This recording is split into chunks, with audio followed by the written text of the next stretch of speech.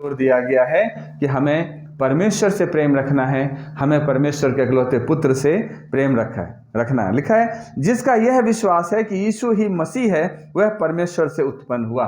ध्यान से सुन लीजिए, जिसका यह विश्वास है कि यीशु ही मसीह है। पिछली बार हमने आपको बताया था 3 बात जो हमें याद रखना था। एक कि यीशु ही मसीह है, दूसरी बात यीशु परमेश्वर का पुत्र है, और तीसरी बात याद है, यीशु उद्धार करता है ना। यीशु उद्धार करता है, यीशु मसीह है, यीशु प्रभु है, और यीशु उद्धार करता है। हाँ, और था कि यीशु परमेश्वर का पुत्र है ना। यीशु मसीह है, यीशु प्रभु है, यीशु परमेश्वर का पुत्र है, वो उद्धार करता है। इस तरह से था। आज यहाँ पर क्लियर शब्दों में लिखा हुआ है कि यीशु ही मसीह है, जिसका ये विश्वास है वो परमेश्वर से उत्पन्न हुआ है। कहां से उत्पन्न हुआ है? परमेश्वर से। सो अगर हम मानते हैं कि हम परमेश्वर से हैं, परमेश्वर से उत्पन्न हुए हैं, तो हमारा पहला विश्वास इस बात पर रहेगा कि हम ये मानेंगे कि यीशु ही मसीह है। और जो कोई उत्पन्न करने वाले से प्रेम रखता है, वो उससे भी प्रेम रखेगा जो उससे उत्पन्न हुआ है। इसलिए हमें पहली बात ये विश्वास रखना है कि यीशु ही मसीह है, और परमेश्वर से प्रेम रखना है, और प्रभु यीशु मसीह से प्रेम रखना है ना। सो जिसके पास, परमेश्वर का वचन कहता है कि जिसके पास मेरी आज्ञा है और वह उन्हें मानता है, वही मुझसे प्रेम रखता है, और जो मुझसे प्रेम रखता है उसमें मेरे पिता का प्रेम, उससे मेरा पिता प्रेम रखेगा, और मैं उससे प्रेम रखूंगा और अपने आप को उस पर प्रकट करूंगा, अपने आप को उस पर प्रकट करूंगा। सो अगर हम परमेश्वर से प्रेम रखते हैं तो जरूरी है कि हम उसकी आज्ञा का भी पालन करें। अगर हम मुंह से कहते हैं कि हम परमेश्वर से बहुत प्रेम रखते, परमेश्वर से बहुत प्रेम रखते, और बाइबल इस तरफ जा रही है और हमारा जीवन इस तरफ जा रहा है, तो हम खुद को ही धोखा दे रहे हैं, खुद को ही धोखा दे रहे हैं। तो सचमुच अगर हम परमेश्वर से प्रेम रखते हैं तो उसकी आज्ञाओं का हम पालन करेंगे, और इसी से यह पता चलेगा कि हम परमेश्वर से प्रेम रखते हैं। और जब हम परमेश्वर से प्रेम रखते हैं तो उसका प्रेम भी हमें बना रहता है। दूसरी पद में देना है, लिखा है कि परमेश्वर के पुत्र से हमें प्रेम रखना है, अर्थात आपस में भी प्रेम रखना है, प्रभु यीशु मसीह से भी प्रेम रखना है। लिखा है, जब हम परमेश्वर से प्रेम रखते हैं तो उसकी आज्ञाओं को मानते हैं, और इसी से हम जानते हैं कि परमेश्वर की संतानों से प्रेम रखते हैं। दूसरा पद क्लियर शब्दों में कहता है कि अगर हम परमेश्वर से प्रेम रखते हैं तो हम उसकी आज्ञाओं का भी पालन करते हैं, और अगर उसकी आज्ञा का पालन नहीं करते और हम ये कहते हैं कि हम प्रेम रखते हैं, तो क्या है? झूठा है। ठीक है, झूठा है। सो हे प्रियो, आपस में प्रेम रखो, क्योंकि प्रेम परमेश्वर से है। इसी में पहला यूहन्ना के 4:7 में लिखा हुआ है कि हे प्रियो, आपस में प्रेम रखो। आपस में, अगर हम आपस में प्रेम नहीं रखते और ये दावा करते कि हम परमेश्वर से प्रेम रखते, तो हम क्या हैं? झूठे हैं। और यहां परमेश्वर का वचन कहता है कि हे प्रियो, आपस में प्रेम रखो, क्योंकि प्रेम परमेश्वर से है। प्रेम परमेश्वर से है, और जो प्रेम रखता है वह परमेश्वर से जन्मा है। जो प्रेम रखता है वो परमेश्वर से जन्मा है। और इसको उल्टा करके बोलिए, जो प्रेम नहीं रखता है वो परमेश्वर से नहीं जन्मा है। तो अगर कोई ये दावा करता है कि मैं परमेश्वर से जन्मा हूं, तो उसके लिए क्या जरूरत है कि उसमें क्या होनी चाहिए? प्रेम होनी चाहिए, प्रेम होनी चाहिए। परमेश्वर का वचन कहता है कि मेरी आज्ञा यह है कि जैसा मैं तुमसे प्रेम रखता हूं, वैसा तुम भी एक दूसरे से प्रेम रखो। यीशु ने क्लियर शब्दों में कहा कि जैसा मैंने तुमसे प्रेम रखा, वैसे तुम भी आपस में प्रेम रखो। अब सवाल यह है कि यीशु ने हमारे साथ कैसा प्रेम रखा? यीशु ने हमारे साथ कैसा प्रेम रखा? यीशु ने हमें प्रार्थना कराना सिखाया, यीशु ने हमें चंगा किया, यीशु ने हमें आशीष दी, यीशु ने हमें संसार में समृद्ध किया, यीशु ने हमें विजयी जीवन दिया, और इस सब के साथ हमारे खातिर, हमें उस मृत्यु से बचाने के लिए, हमें दुष्ट से छुड़ाने के लिए खुद को क्रूस पर दे दिया। मतलब यूं कहें कि यीशु हमसे इतना प्रेम किया कि अपने आप को मृत्यु के हवाले कर दिया, अपने आप को हमें बचाने के लिए क्रूस पर चढ़ गया। अब आइडिया लगा सकते हैं, अब जज कर सकते हैं, फिर हमें आपस में कितना प्रेम रखना चाहिए, हम एक दूसरों के लिए कितना क्या करना चाहिए। ये घर पे सोचिएगा आराम से, है ना। और तीसरी बात भी उसी बात को कहता है, तीसरे पद को, कि परमेश्वर का प्रेम यह है कि हम उसकी आज्ञाओं को माने और उसकी आज्ञा कठिन नहीं है। कई बार हम सोचते हैं कि प्रभु की आज्ञा बहुत कठिन है, प्रभु की आज्ञा बहुत कठिन है। मेरे प्रिय, अगर आप परमेश्वर से प्रेम रखेंगे तो प्रभु की आज्ञा आपको कठिन नहीं लगेगी। जो बच्चे अपने माँ बाप से प्रेम रखता है वो माँ बाप की खातिर कोई भी कठिन से कठिन काम भी कर जाता है ना। और जो बच्चे नहीं प्रेम रखता, कहेगा इधर एक गिलास पानी लेकर, तो कहेगा खुद ही ले लो ना, मैं कुछ काम में लगा, नहीं उठेगा, है ना। ये चीज, ऐसी बहुत सारी उदाहरण है, आपने देखा होगा, सुना होगा। खास करके जो प्रेमी प्रेमिका की जीवन होती है उसमें भी क्या बोलते हैं, मैं तुम्हारे लिए आकाश से तारे तोड़ लाऊंगा, ये वो दुनिया भर की बातें सुना होगा, टीवी में और फिल्मों में देखा होगा। वो कर नहीं सकता, बट एक कह सकता है, एक कह सकता है ना, कह सकता है। प्रेम वशी, अगर प्रेम नहीं होता तो आकाश के तारे तोड़ूंगा, तेरा दांत तोड़ूंगा, है ना। ये चीज है। सो परमेश्वर का प्रेम है जब हम उसकी आज्ञाओं का पालन करते हैं, है ना। और अगर हम उसकी आज्ञाओं का पालन करते हैं तो उसकी आज्ञा कठिन नहीं है, आसान है। क्या आज्ञा? पूरी बाइबल को निचोड़ प्रेम पर ला करके यीशु ने रख दिया कि सब पूरी शक्ति, पूरी सामर्थ, पूरी समझ जैसे है, अपनी पूरी जोर लगा के परमेश्वर से प्रेम रखो और अपने समान अपने लोगों को, अपने पड़ोसियों को प्रेम रखो। बहुत कठिन तो है नहीं, है ना, लेकिन कोशिश करना है हम सबको, है ना। सो लिखा है कि यदि तुम मेरी आज्ञाओं को मानोगे तो मेरे प्रेम में बने रहोगे, जैसा मैंने भी पिता की आज्ञाओं को माना है। यीशु ने कहा कि अगर तुम मेरी आज्ञाओं को मानोगे तभी मेरे प्रेम में बने रह सकते हो। सो ये है जो पहली बात हमने आपको कहा था कि परमेश्वर की आज्ञा का पालन करना। अगर परमेश्वर की आज्ञा का पालन करेंगे तो नया जन्म पाए हुए परमेश्वर से प्रेम रखने वाले हम हैं। और अगर परमेश्वर की आज्ञाओं का पालन नहीं करते और हम दावा करते हैं, लंबी लंबी प्रार्थना करते हैं, लंबे बाइबल पढ़ते हैं, हर जगह मीटिंग अटेंड करते हैं, सब कुछ रिचुअलिटीज जितने हैं सब करते हैं, लेकिन आज्ञा को नहीं मानते, सब व्यर्थ है। हमारा प्रेम परमेश्वर से नहीं है। दूसरी बात जो हम लोग सीखेंगे 4-5 पद में, वो है कि मसीह यीशु पर हमारा जो विश्वास है वो एक विजयी विश्वास, एक दृढ़ विश्वास होनी चाहिए। और जब तक हमें प्रभु पर विश्वास को हम बना के नहीं रखेंगे, हम उस विजयी जीवन को मसीह में बनाकर नहीं रख सकते। विश्वास बहुत जरूरी है।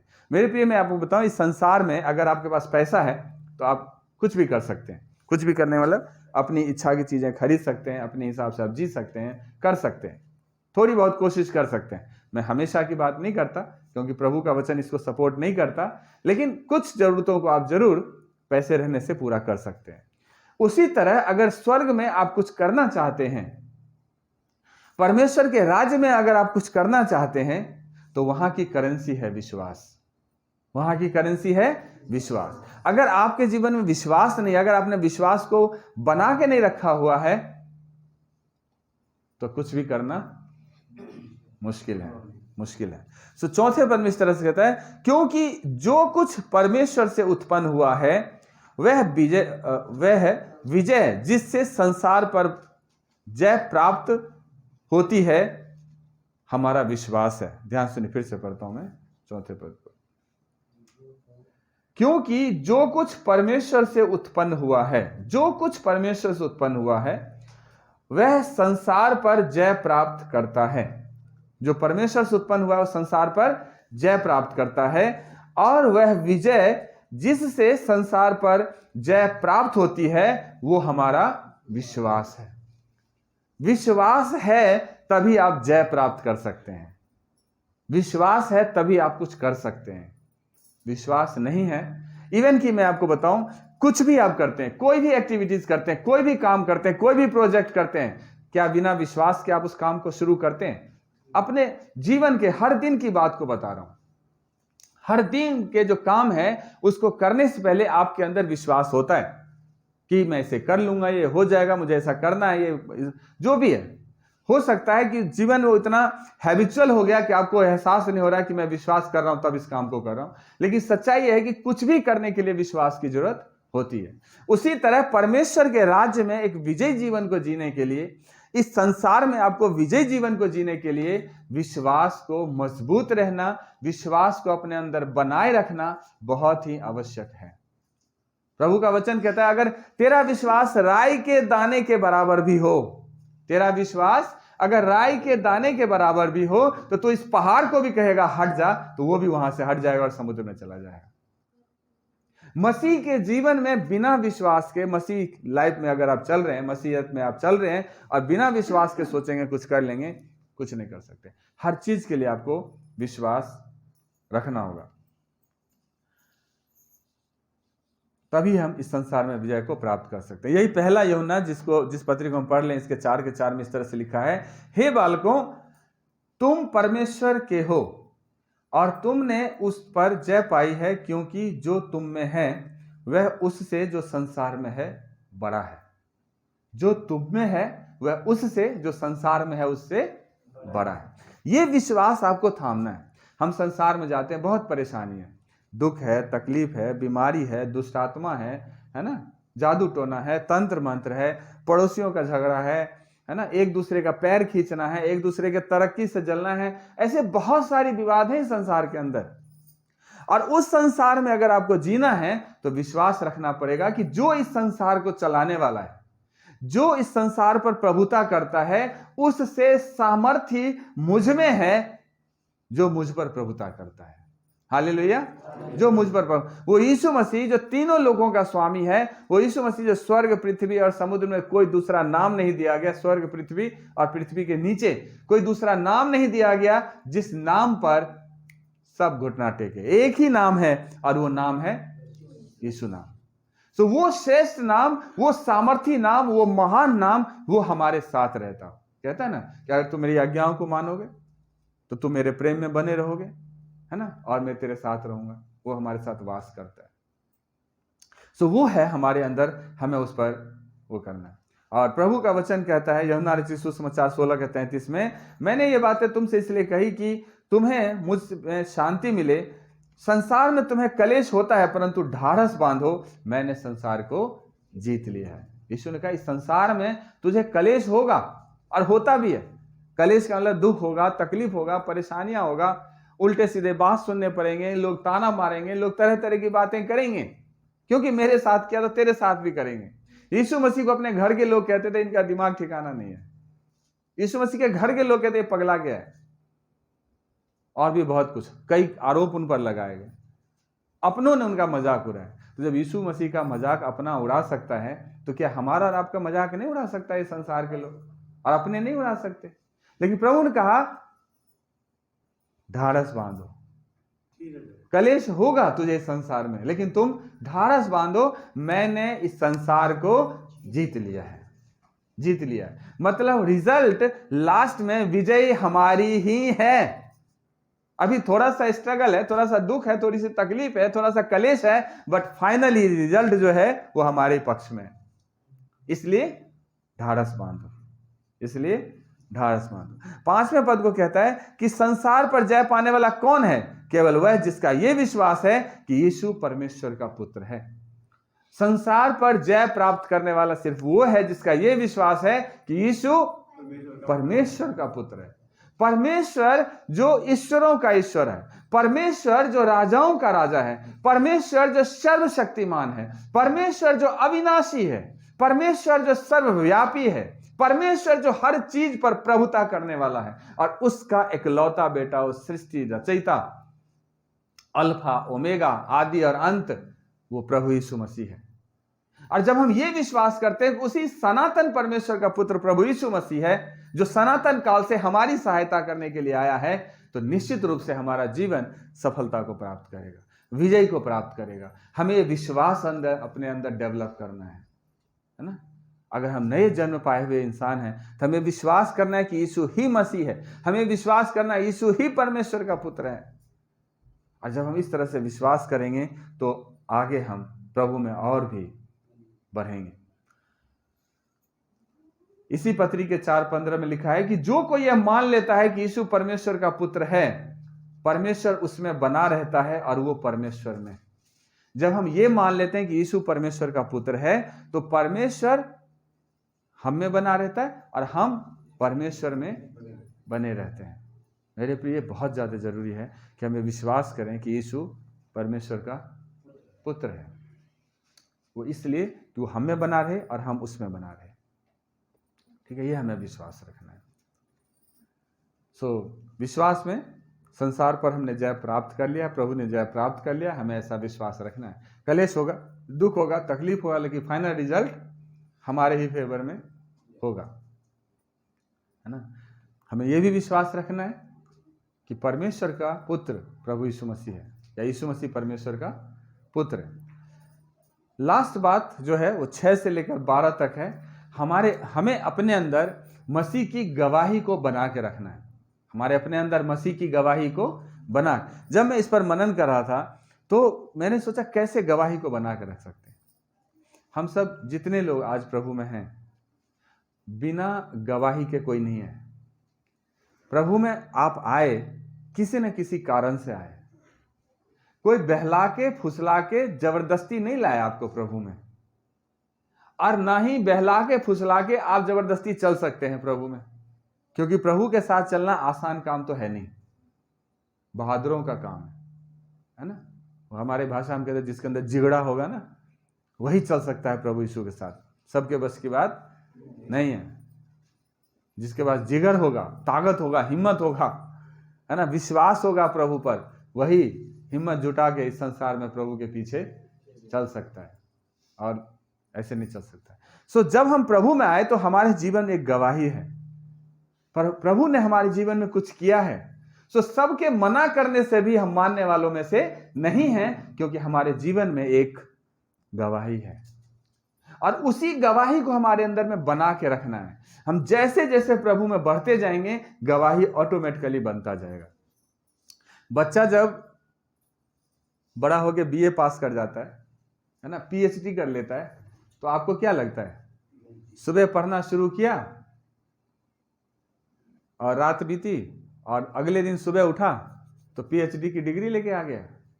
नहीं, उसकी शुरुआत जो पीएचडी तक पहुंचा ना, शुरुआत हुआ एलकेजी, यूकेजी, स्टैंडर्ड 1, स्टैंडर्ड 2 से। एक के बाद दूसरा स्टेप, दूसरे बाद तीसरा, तीसरे बाद चौथा। पहले शुरू में छोटा छोटा सवाल देकर छोटे छोटे क्लासों को पास करा गया। फिर जैसे जैसे क्लास बढ़ता गया, प्रश्न का जो स्टैंडर्ड था वो भी बढ़ता गया, है ना। क्लास बढ़ते गए, सवाल कठिन होते गए। मैं आपको इसलिए बता रहा हूं कि आप जैसे जैसे मसीह में बढ़ते चले जाएंगे, ध्यान से सुनिएगा, जैसे जैसे आप मसीह में बढ़ते चले जाएंगे, आपकी हालात, आपकी परिस्थितियां, आपका परीक्षा कठिनाई से लेना शुरू करेगा, कठिनाई से लेना शुरू करेगा। और वो इसलिए नहीं कि परिस्थिति आप पर हावी हो जाए, बल्कि इसलिए कि आप उसको पास करके अगले क्लास में चले जाओ, आपका विश्वास और भी आगे बढ़ जाए। पहले आपके विश्वास को बढ़ाने के लिए कुछ लोग धक्का देता था। अगर याद हो, शुरू में, भैया विश्वास रखो, प्रभु ऐसे काम करता है, भैया विश्वास रखो, प्रभु आपको चंगा करेगा, भैया विश्वास रखो, प्रभु आपको आशीष देगा, बहन आप विश्वास रखो, प्रभु आपको संभालेगा, चिंता मत करिए, हम आएंगे घर, प्रार्थना करेंगे, बाइबल से बताएंगे। इस तरह से आपको विश्वास में क्या दिया जाता था? धक्का दिया जाता था। आपने उस क्लास को पास करके ऊपर वाले क्लास में गए, और जब ऊपर वाले क्लास में गए तो आपने देखा कि अरे यार, वाकई में प्रभु ने मुझे सहायता करी है ना। तब आपको धक्का की जरूरत नहीं पड़ा। आपने कहा आप मुझे छोड़ दो, मैं जैसे भी होगा, गिरते पड़ते उठते बैठते खुद ही प्रभु में बढ़ूंगा।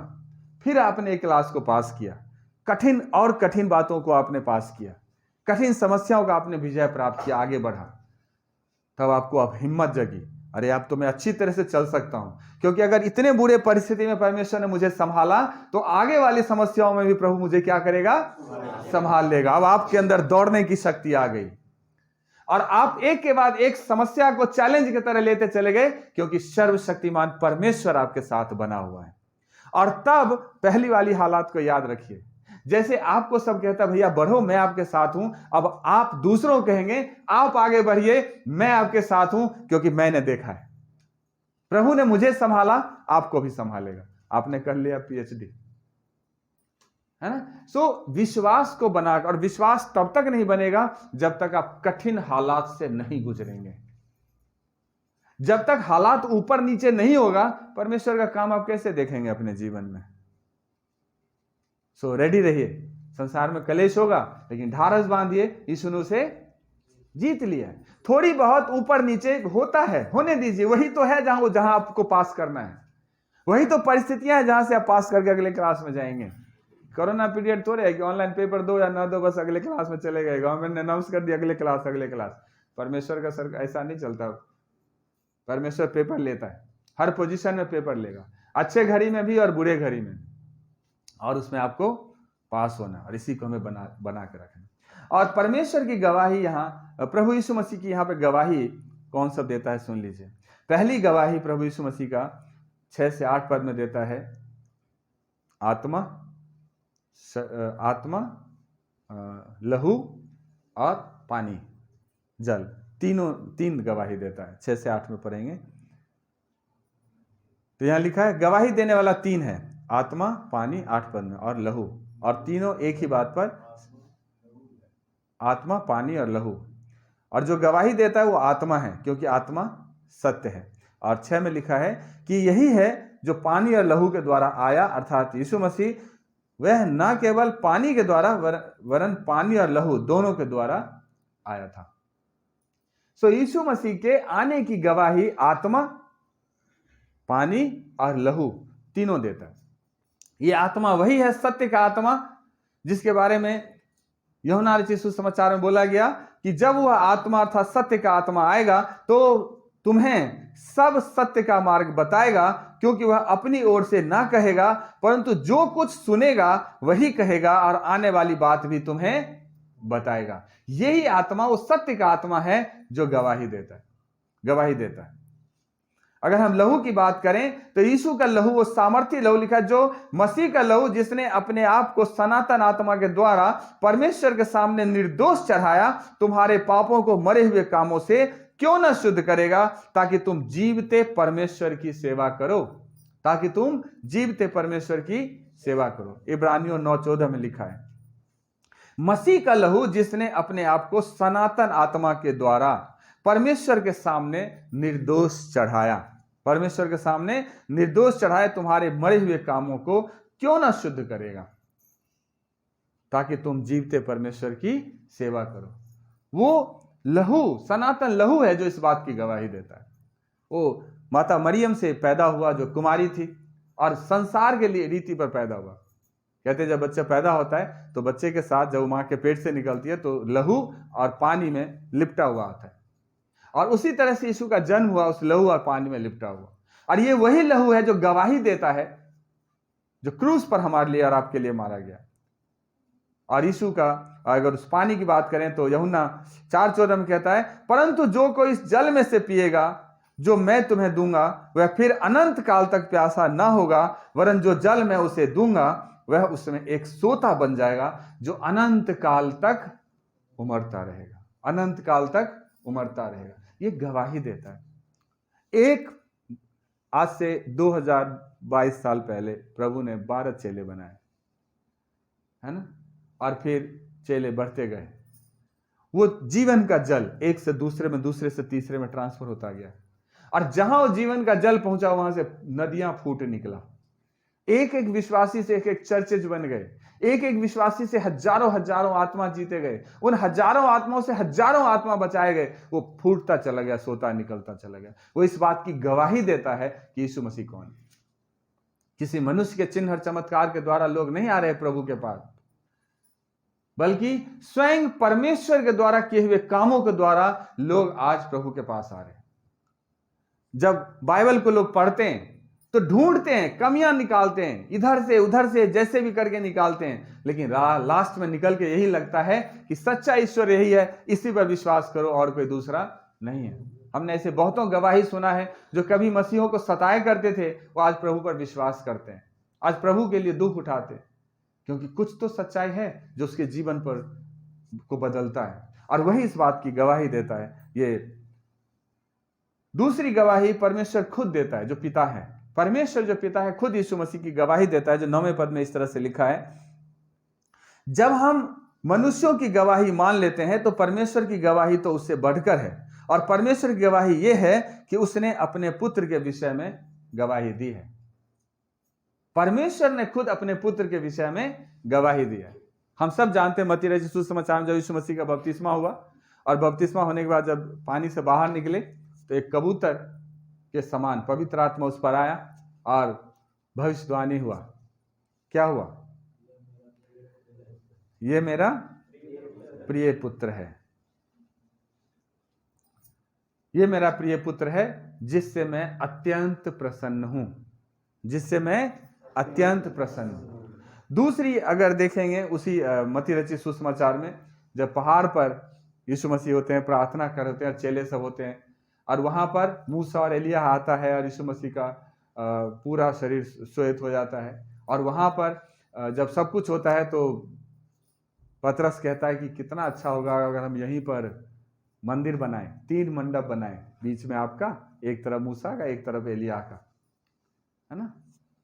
इसमें तब वहां भी लिखा है कि एक उजले बादल ने उन्हें छा लिया, और उस बादल में से एक शब्द आया कि ये मेरा प्रिय पुत्र है जिससे मैं प्रसन्न हूं, इसकी सुनो। ये मेरा प्रिय पुत्र है जिससे मैं प्रसन्न हूं, इसकी सुनो। सो परमेश्वर इस बात की गवाही देता है कि यीशु मसीह मेरा प्रिय पुत्र है। उस गवाही को हमें बना के रखना है। 10:11 में गवाही है, यीशु मसीह की गवाही हमारे द्वारा है जो हमें अनंत जीवन दिया गया है। हमारे अंदर जो अनंत जीवन दिया गया है उसकी गवाही हम लोग देते हैं प्रभु यीशु मसीह में, जो इस तरह से लिखा हुआ है कि जो परमेश्वर के पुत्र पर विश्वास करता है वो अपने में ही गवाही रखता है। जो परमेश्वर के पुत्र पर विश्वास रखता है वो अपने में ही गवाही रखता है। आप में से कोई ऐसा है जिसके पास कोई गवाही ना हो यीशु मसीह के लिए? कोई है ऐसा? सबके जीवन में कुछ ना कुछ तो है जो प्रभु ने किया है ना? मानते हैं ना सब लोग? ये है, ठीक है, अच्छी बात है। जिसने परमेश्वर की प्रतीति नहीं की उसने उसे झूठा ठहराया, क्योंकि उसने उसकी गवाही पर विश्वास नहीं किया जो परमेश्वर ने अपने पुत्र के विषय में दी, क्योंकि वह गवाही यह है कि परमेश्वर ने हमें अनंत जीवन दिया है और वह अनंत जीवन उसके पुत्र में है। परमेश्वर ने हमें क्या दिया है? अनंत जीवन। और किस में? यीशु मसीह में। सत्य, मार्ग और जीवन मैं ही हूं, बिना मेरे द्वारा कोई भी पिता के पास नहीं जा सकता। सो हम उससे इतना प्रेम रखते हैं। जब हम मसीह में नहीं थे तो परमेश्वर को कैसे बुलाते थे? पता है परमेश्वर कैसे बुलाते थे? परम पिता परमेश्वर, है ना, या परमात्मा कह के बुलाते थे। जब मसीह में आए तब हमने परम पिता परमेश्वर कहना छोड़ के हमने डायरेक्ट पिता कहना शुरू किया, अब्बा कहना शुरू किया, पापा कहना शुरू किया। और ये वो संबंध को बताता है जो हमारा एक विशेष संबंध है हमारे प्रभु के साथ, जिसलिए हम उन्हें इस स्पेशल नाम से हम उन्हें क्या करते हैं? बुलाते हैं, याद करते हैं। इसी के जो अभी खंड पढ़ा है, इसी के 20 में लास्ट में जाके पढ़ेंगे तो वहां ये लिखा है, जो हम अगले संडे को मनन करेंगे, कि वह यह भी जानते हैं कि परमेश्वर का पुत्र आ गया है और उसने हमें समझ दी है, और हम उस सच्चे को पहचाने और हम उसमें जो सत्य है अर्थात उसके पुत्र मसीह यीशु में रहते हैं। सच्चा परमेश्वर और अनंत जीवन यही है। हालेलुया। यीशु ही सच्चा परमेश्वर और अनंत जीवन है। सच्चा परमेश्वर और अनंत जीवन है। लास्ट पद जो नींद को उड़ा देगी वो इस तरह से है, जिसके पास पुत्र है, ध्यान सुनिएगा, जिसके पास पुत्र है उसके पास जीवन है, और जिसके पास परमेश्वर का पुत्र नहीं उसके पास जीवन नहीं। अगर यीशु आपके पास है तभी आप में जीवन है, और अगर यीशु आपके पास नहीं है तो आप में जीवन नहीं है।